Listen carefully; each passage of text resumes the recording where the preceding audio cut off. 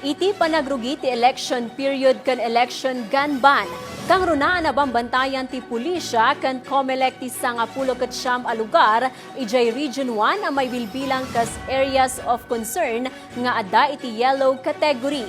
Ni Glenda Bakungan Sarak ti Radyo Pilipinas Agoo para iti kanayunan a detalye. Tututukan dagiti otoridad ti sangapulo ket siyam a lugar iti Region 1 ang maibilbilang kas areas of concern para iti 2025 midterm elections.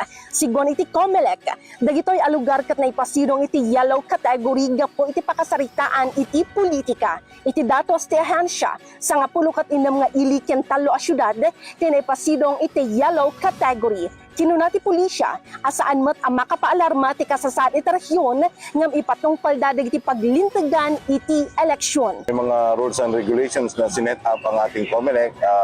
Hopefully, pag-abide ang ating mga communities o citizens, no, para maiwasan po natin yung mga abala. Iti probinsya ti La Union, mai-deploy umdas a bilang dagiti police personnel nga agbantay kari iti areas of concern at pakaramanan ti ili ti Agoo, Kaba, ken Pugo. So, madali tutukan tayo nga may talong municipalities. Diyan tayo nga tutok kani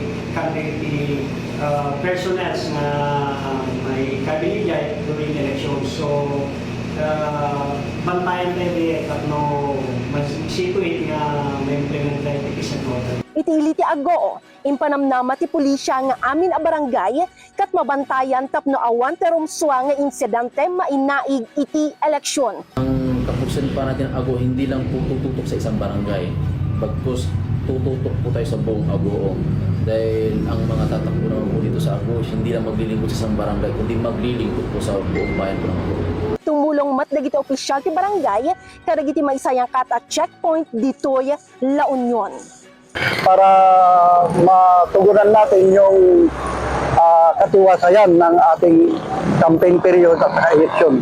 Kidkidawan ti PNP ken COMELEC tagtultuloy a panagtungpal ti publiko kadagiti pagalagadan tapno awan ti tumaod a parikot. Manipod Radyo Pilipinas Agoo, Glenda Bakungan Sarak, Paritaramdamag Cordillera ken Ilocanja.